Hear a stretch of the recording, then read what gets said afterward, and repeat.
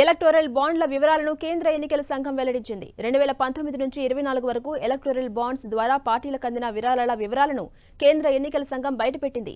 Electoral bonds ద్వారా బీజేపీకి అత్యధికంగా విరాళాలు అందాయి. 2019 నుంచి జనవరి 24 వరకు బీజేపీ 6,000 కోట్లకు పైగా బాండ్లను అందుకుంది.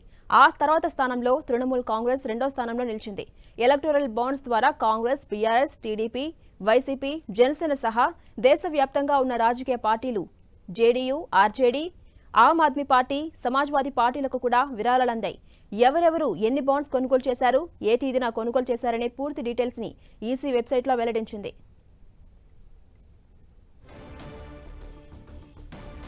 దేశంలోని రాజకీయ పార్టీలకు 2019 ఏప్రిల్ నుంచి 2024 జనవరి మధ్యకాలంలో ఎలక్టోరల్ బాండ్ల జారీ ద్వారా 11,671 కోట్ల విరాళాలు అందాయి. దేశంలోనే అత్యధిక విరాళాలు పొందిన రాజకీయ పార్టీగా బీజేపీ నిలిచింది.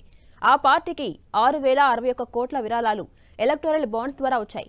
అందరినీ ఆశ్చర్యపరుస్తూ రెండో ప్లేస్లో తృణమూల్ కాంగ్రెస్ పార్టీ నిలిచింది. దానికి 1,610 కోట్లు వచ్చాయి. 1,422 కోట్లతో కాంగ్రెస్ మూడో ప్లేస్లో నిలిచింది.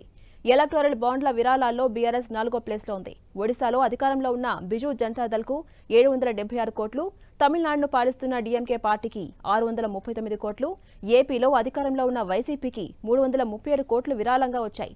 టీడీపీకి 219 కోట్లు, జనసేన పార్టీకి 21 కోట్లు, ఉద్ధవ్ శివసేనకు 158 కోట్లు, లాలూ ప్రసాద్ యాదవ్కు చెందిన ఆర్జేడీకి 73 కోట్లు, ఆమ్ ఆద్మీ పార్టీకి 65 కోట్లు విరాళంగా అందాయి.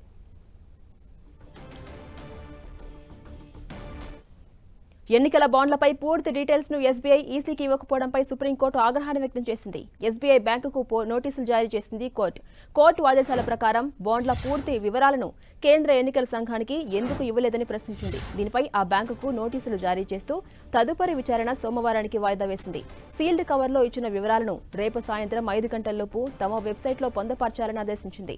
దీంతో పాటు తమ ఆదేశాలను ఎందుకు అమలు చేయలేదో వివరణ ఇవ్వాలంటూ నోటీసులో పేర్కొంది.